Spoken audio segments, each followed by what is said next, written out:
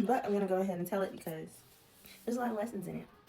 And a lot of reflection for me of how I overcame a lot of things. So part of the reason I'm even telling this story is because about a year and a half ago, I realized in meditation that my friends, my ex-partner, I was just with my little babies, their dad, they really didn't know me. Because I was raised as a Jehovah's Witness and I walked away from that religion when I was about 20, I swore to myself that I would just stay normal around people. The things that I knew about, that I studied, all those different things, I would just hide from people because these things were just not normal. I was afraid of judgment. And just throughout the years, I'm already a really reserved person. So throughout the years, I just became more reserved, more laid back, and just fitting in, I guess. I got this idea to do this because I know I'm going to get to know more people. And I know, too, my audience really wants to know where the fuck I come from, what I do, what I believe in, what is my background, what is my history, and all those things. So I'm telling these stories once. I am going to write a book. So the book is going to be more detailed. So a lot of things will be left out. But, so my people around me get to know me. And also my children. I have a 22-year-old and a 17-year-old that will be 18 in September. And it's a lot of things about my experiences with their father and his family that they just don't know about. And they have always spoken bad on me. They have always spoken against me to my children. And this is my way of telling the truth. This is my truth and my experiences, my perception. So it started when I met my children's father when I was 16. And during this time, this is a very dark time for me because my father's mental illness was starting to skyrocket. At the time, we didn't know this, but in 2008, he got diagnosed with paranoid schizophrenia and dementia. And when I was 16, this was like 2002. So sometimes he would have these raging episodes. And it wasn't just that. It wasn't always physical abuse. There was a lot of verbal abuse. And my father has passed away. He passed away in 2018. I forgave him back in like my early 20s. We got really close. We were really close when I was little. And during my teenage years is when a switch just like kind of hit off in him. And during this time too, most of my siblings were moved out. I'm the youngest of 5, so all the heat was on me, I felt like, during that time. So I ended up meeting my kid's dad around this time. My oldest brother at the time too had just had a stroke.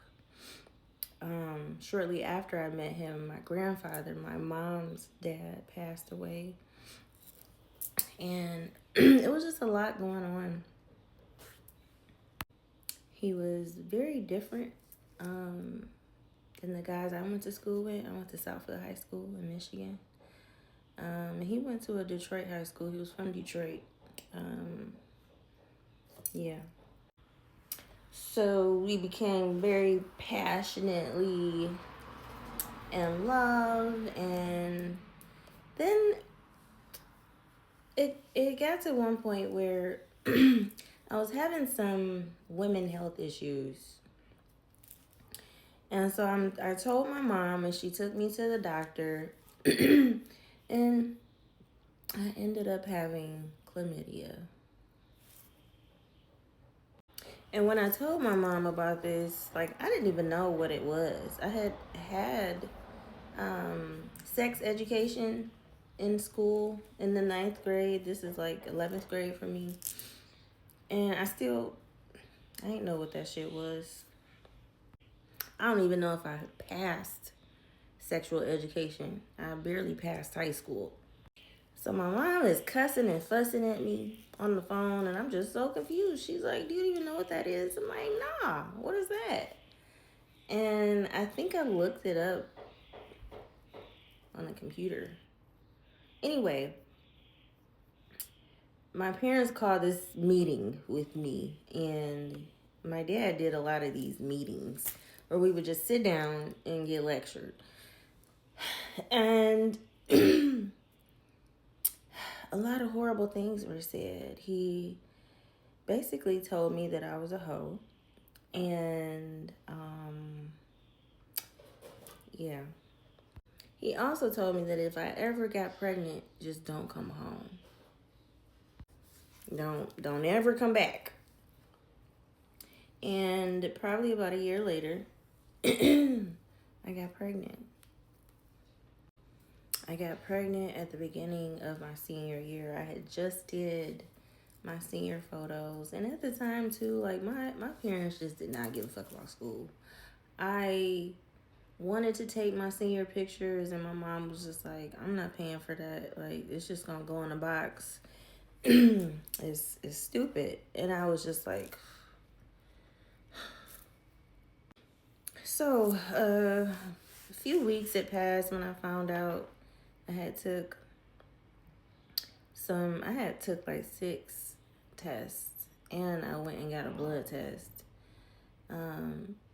And they were all negative, but I knew what happened. And I was feeling the symptoms. I didn't have a period. And so the day that I told my parents, I had packed my stuff up and was putting my shit outside. And my friend, Felicia, I don't know if she's going to see this, she came to my house and was about to help me take my stuff. And I honestly don't even remember where I was going to go. But I was getting the fuck up out of there. I didn't know what my dad was going to do to me. And while I put my stuff in garbage bags, and I was taking all my shit downstairs, and he like, "What the hell is you doing?" And I'm like, "Hold on, I'll be right back." So I continued to put my stuff by the back door, and when I was done, I came back and told him and was like, "Well, you told me to leave, you know." He was like, "What? You pregnant?" And I was like, "Yep." And he was like, "Hold on, sit your ass down." And I'm like, my friend is outside. And he was like, "Tell her ass to go home." And then this is so much that I don't remember. He calls my older brother over. And he's like, he sits him at the table. He makes me sit at the table, and he makes my brother sit across from me. And he like, "Tell your brother." And I'm like, "I'm not telling him nothing. He's not my daddy." And then my dad was like, "Your sister pregnant." And so my brother's like, "What?" He starts going off on me, and then he leaves out the house, and then he comes right back like, I can't believe this shit. Your innocence has been taken from you. I can't believe this." And he left back out, and then he came back. So he just kept going back and forth, coming back in the house, leaving. Then my mom comes home, and he sits at the table, and we all sit at the table, and we tell my mom, and she starts crying. Because she's like, "Well, how long have you known?" And I said that I had known for a few weeks. And she was really trying to get me to tell her, like, why didn't I tell her sooner? And she was just so heartbroken. And then I think that next day she took me to the doctor, and the test was positive. So I didn't know the difference between the test I was taking at the time and the test at the doctor's, because now as an adult I know they be using like dollar store tests. So I don't know. I believe at some point my dad talked to him on the phone, and he was just like, "The nigga ain't shit, his mama ain't shit, and he ain't gonna never be shit. You gonna have to take care of this baby yourself." The first people I told was my counselor in school. And his name was Mr. Ogden. He handled this like so well. He was hurt when I told him. He knew that I was about to tell him this shit. And he was like, I'm going to be honest with you. He was like, they're not going to care that you're pregnant and that you're sick and you're throwing up. If you are missing class or if you are late to class, those are absences and tardies. And I was already barely made it through high school, just passing. And it was because nobody made me get good grades. It just wasn't important. In the religion, education was not, well, back then, they've made some changes now, but education was just not important. You dedicating your life to Jehovah, and which means getting baptized and going door to door every day, is what's important. Dedicating your life in the ministry and going door to door. So, yeah, just my education wasn't important. So he was like, you're going to end up having to go to an adult education school. And I believe he gave me a list of them. Nope, I remember looking in the yellow pages for alternative schools. So I had to make the decision to leave the school that I had been to, the school system I had been in since I was 8 years old. I had to now walk away from. And my parents did not help me with this. They were like, I'm not taking you to school. You have to figure this shit out. They were so pissed at me.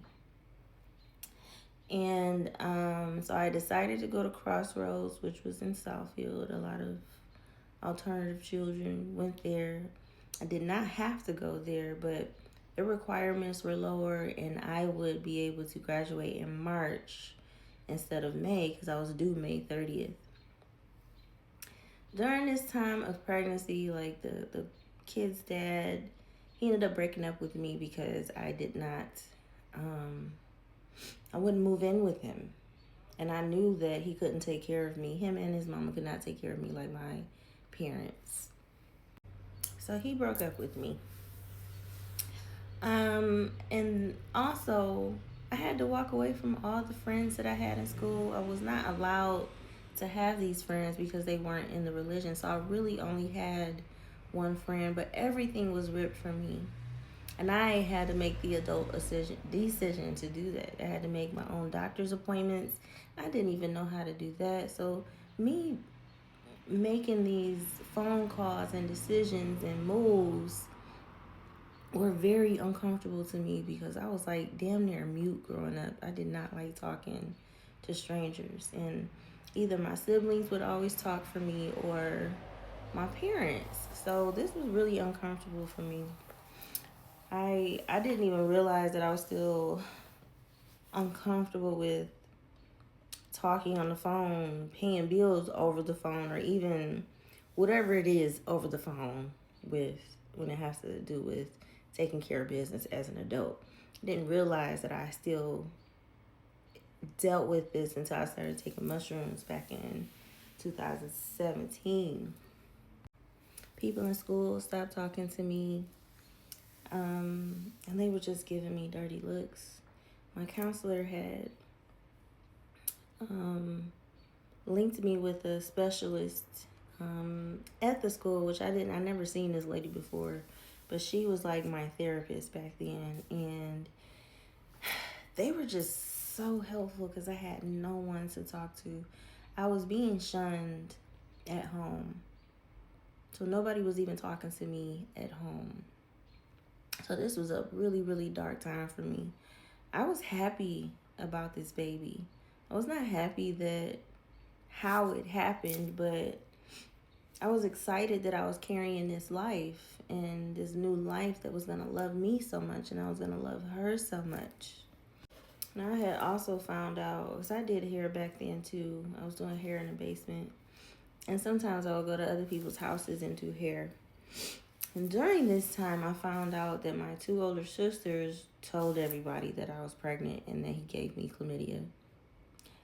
He gave me chlamydia again, so I had to get rid of it while I was pregnant too. And I remember being so heartbroken because the things that these people were telling me, I'm like, well, it's true, so they had to tell you. And I remember when me and one of my sisters almost got into a fist fight while I was pregnant. My mom broke it up. And even that's kind of cloudy. But I remember my sister telling me, like, you gonna believe her over me? It's like, nigga, this shit is true. Like, what do you mean? So by the time we went to our assembly, and our assemblies would be all the congregations that was held at that hall, which was like 5 different congregations. There's a couple thousand people at the assembly. All these people I've known all my life. All of them are walking past me, giving me dirty looks and just shameful looks. And it was just so sad. Like, I wasn't even really showing that much. Yes, I was, because I was so skinny. And by this point, I was like 5 months pregnant. But, and it's crazy, like, even the teenagers was giving me these looks. And it's like, I know you niggas been fucking. And you looking at me like this? Even how I met my children's father. My best friend at the time introduced me to him through the dude she was talking to. And even she stopped talking to me because I was toxic. She was like the ringleader. I was always the quiet tag along. Now, when I was 7 months pregnant, my friend that I was just talking about, she was in the basement getting her hair done, and she was like, it was these 2 girls down there talking about my kid's father. And they were like, they knew who I was, and they were like, he got his other girlfriend pregnant. And I didn't know he had another girlfriend. So, really, I was the side bitch, but I got pregnant first. So, she is, well, her child, her son, is 5 months younger than my daughter. We call them the ghetto twins. So, of course, I'm heartbroken, devastated. And there was no one I could talk to, no one that I could vent to. And I was so fucking embarrassed. Like, who the fuck? In the school that I went to, the adult education school that I went to, there were girls there that knew me. And they knew me because of him. I still to this day don't know how. But they would come up to me like, you so-and-so baby mama. And they knew the other girl too. And they would be like, that was my dog. I loved him. I had even heard that a couple of girls had his name tattooed on them. And I had his name tattooed on me. On my hip. That was my first tattoo. I got that. Yeah, I was pregnant when I got that. I didn't know you wasn't supposed to get tattoos, of course. But I got this nigga name tattooed on me 3 different times. That's a whole nother story. But at this point, I had 1 tattoo. So I'm in school learning about this motherfucker having his name on other bitches. During this time, I stayed focused. I stayed going to school.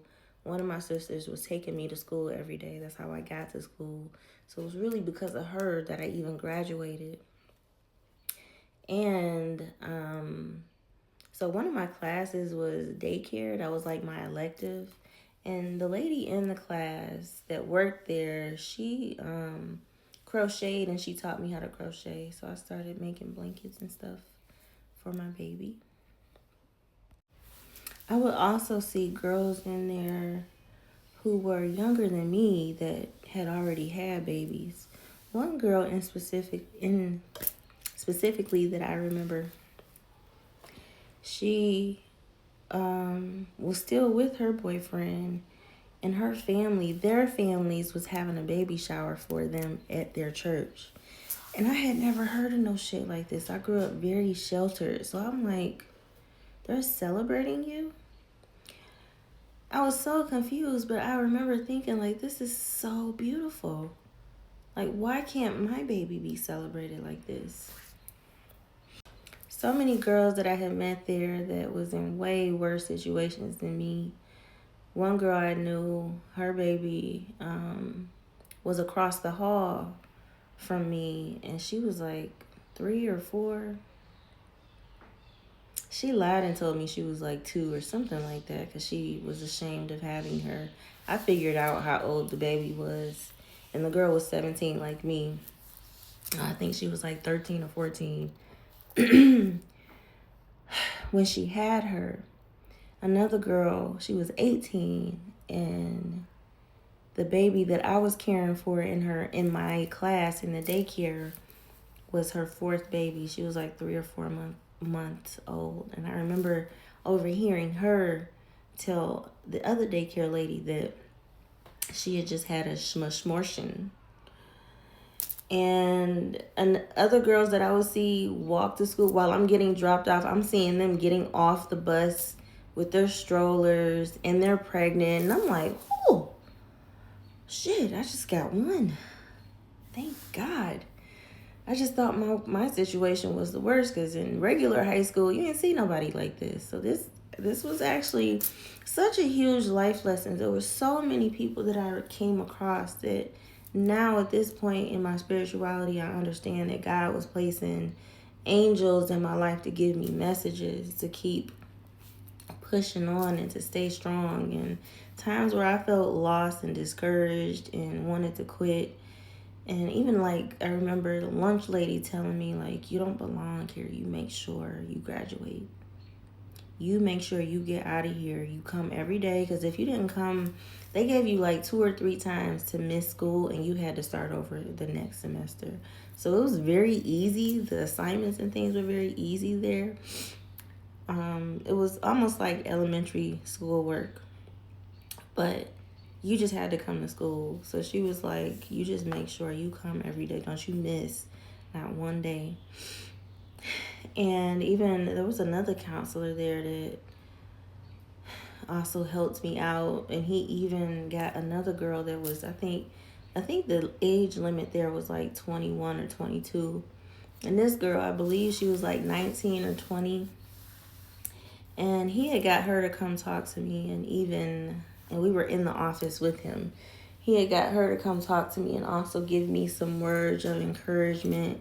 I was not getting that shit at home. Like I said, they were not talking to me. And there were times I was really, really sick. This one memory specifically that I remember, and I remembered it on a mushroom trip. I had took like 5 grams of mushrooms and a whole tab of LSD together. And I was seeing, like, imagine, what do you call those things? They're actually called reels. So imagine seeing reels go by. Fast, fast, fast, fast. So I'm seeing memories of past lives, memories of this life. And this specific memory, I don't even want to call it a memory. It is a memory, but this is the only time this has ever happened to me. It was like I had astral projected to myself back then and was hovering over myself, and I saw myself laying in the bed crying in the dark. I had a migraine and I had the flu, and I remember having an upset stomach too. I threw up a lot when I was pregnant. And I remember sobbing. I was crying so much because the house was full of family. It was people over visiting, family over. And everybody was downstairs laughing and having a good time. And I was just upstairs suffering. And I was so sad that they were not talking to me. And I remember, like, when I saw that, I was like, oh my God, I'm still holding on to that. I was holding on to it in my womb. I was like, oh my God, I completely forgot about that. And I remember thinking, like, as my older self, this was like back in 2018 when this happened. As my older self, I'm looking back like, why would they just not talk to me? They didn't even come check to see if I was okay or come check to see if I wanted to fucking kill myself. I was just like, wow. I was so sad for my younger self. While I was in alternative school, I was still a shampoo girl. I started that when I was 16. So I was shampooing for a hairstylist, and I would also help out other hairstylists in the salon. And everybody in there was very talented. Talented with cutting hair, color, healthy hair. So I had a really good foundation when it comes to hair care and just who I am right now. So I was still doing that. I was still doing hair in the basement. My parents had took my phone. So at the time, I was 18 and their dad was I was 17 and their dad was already 18. So I gave him like $500 to get me the new Sprint chirp phone. I had a Nextel, but they had took my Nextel. So I got myself the Sprint chirp phone because they took my phone, I couldn't accept appointments anymore. So I remember getting my chirp phone. I had even got them little light up things that went on the antenna. So every time I was on the phone, it would sparkle. I was determined. I was determined to be successful. There was just no other option. I also started reading books. I read books on breastfeeding, what to expect when expecting. That was one of the first books I bought. Parenting books. Books became my friend because I didn't have anybody. By the time I finished school when I was 7 months pregnant. 7 months. I knew that I was going to start beauty school. So that was March. I knew that I was going to start beauty school in October. I decided to stick to beauty school because that was going to be the fastest way I could make money. At the time, I was doing hair, nails, and making clothes. And my parents would let me do interior designing and decorating at home. So I'm just an artist. I had to choose one thing though to do tunnel vision focus on to make the money that I needed to make to take care of me and my baby. At the time too, his mom told me, she gave me this long speech, but all I remember was her telling me, mama's baby, papa's maybe. And I had heard of that before, but I really didn't know what that meant like that for real. I did, but I didn't. But I'm like, why the fuck is she telling me this shit? It was so many things that she told me that were like hinting around, he ain't about to take care of her. He not about to take care of this baby. He about to go to school. He gonna go to school because I paid for this school. And he gonna play basketball and blah, blah, blah, blah, blah. And I remember thinking like, well, I'm about to go to school and work. Like, what the fuck? What? So I was due May 30th or May 31st. Fast forward to May 20th. The night my water broke. My water broke, but I didn't know that this was my water breaking. I thought it was a little bit of pee in my panty liner. And I don't remember how I found out my water broke. Maybe it was my mom. All I remember is telling him that I was going to the hospital. Or I think I told him I was already in the hospital. They admitted me because it was my water breaking. And because it had been overnight, they also wanted to induce me because I could get an infection. But they did give me Pitocin to speed up the labor because I was not having any contractions. But anyway, I tell him I'm in the hospital. He comes to the hospital. He comes and sits there with me. And then he's like, I'll be right back. Then his mom calls me on the hospital phone. I was like, yeah, he's not coming back. Side note, this was the same day. I went into labor the same day Southfield had their prom. And I actually had clients this day that I had to cancel. And his prom was also this day. So when she called me, She was like, oh, he's not coming. I paid for this prom and he's going to go to this prom. The baby not going to know that he ain't there. And my mom and my sisters were in the room. And I remember my sister looking at me like, that bitch said what? She could not believe, nobody could believe this bitch said all of these things. Mind you, they done already gave me the Pitocin, and I'm just sitting there on the phone in labor while she's telling me he's not coming back. So I end up having her, like, I was in full labor for like 2 hours. So I ended up having her shortly after that. I didn't get an epidural or nothing. I had her naturally. Everything went smoothly.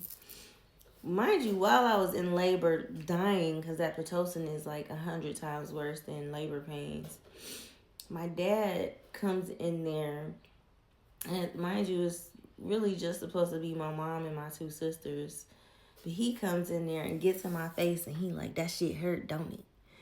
And he started laughing, and I was in so much pain I couldn't even respond, but my dad was just fucking silly like that. She came out, and I believe he was standing like on the other side of the room. The room was a really big labor and delivery room. I was in there by myself. And when they got her, when they took her out, my sister cut the umbilical cord. And they took her and put her under the light. And my dad was over there talking to her. And as soon as he started talking, she looked up at him. I will never forget that. She adored him. And he adored her. Like, out of all that huffing and puffing, them telling me I ain't gonna help you do shit, you better figure this shit out, everybody fell in love with her. And I got a lot of men in my family, so all my brothers came up there, their friends, my sister's husband and his brothers. And their grandmother, my kid's grandmother, and their dad ended up coming to the hospital after prom. She was all dressed up in all this sequins, and he had on a suit. And her name was supposed to be Lanaya. I had 2 names picked, Lanaya and Shalia. And once he decided to not come to the hospital, I was like, I'm going with Shalia because that's what I really like. My real name is Shalina, and I just wanted her to be named after me, kind of. So when they got to the hospital, she was holding her, like I was holding her when they got there. And she came and held her and was like, hi, Lanaya. She was just holding her like, hi, Lanaya, and talking her little baby talking. I was like, her name is Shalia. And she looked up at me and was like, hi, baby girl. I don't even think he held her. He was afraid to hold her. And they weren't there long.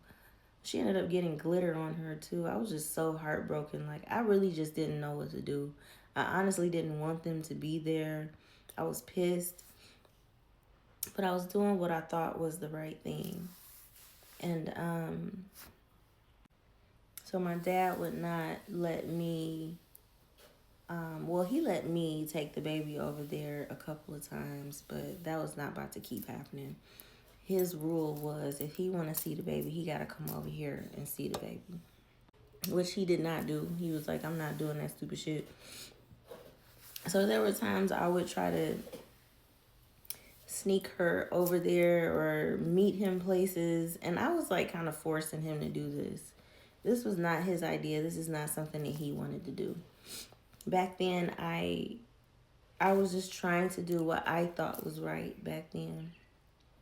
And at this age now, I would have never did that shit. Like, nigga, if you don't want to be around, peace the fuck out. But my dad said when she turned 6 months, then she can start going over there. She turned 6 months, and he like, hell no. She's still too young to go over there.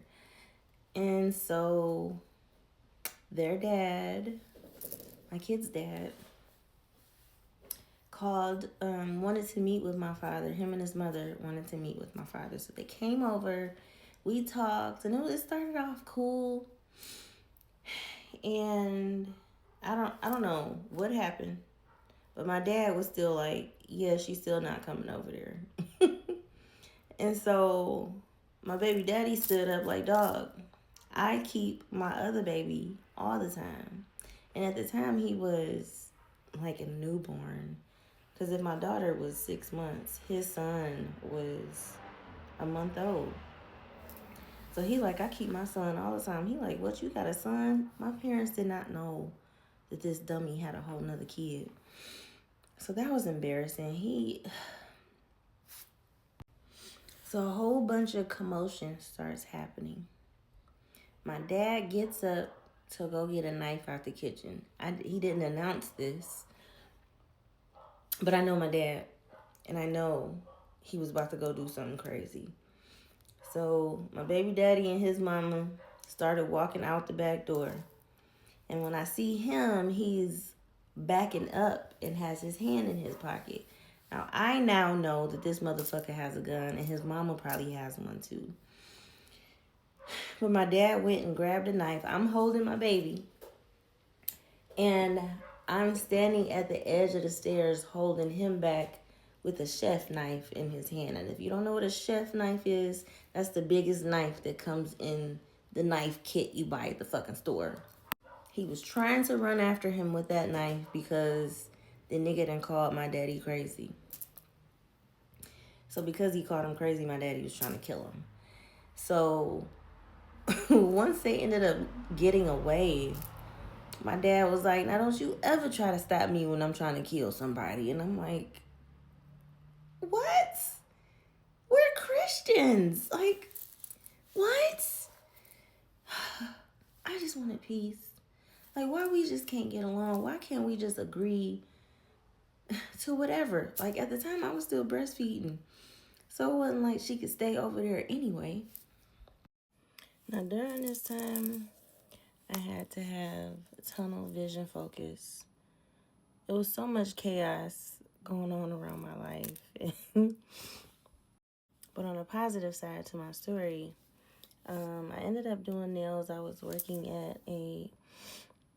during this time, I was doing nails and I was in school part-time. And I was doing nails at a Vietnamese shop in Dearborn. The lady's name was Daisy. I learned so much from her. And to be honest, like, this was my first time meeting somebody that did yoga. She did yoga every day.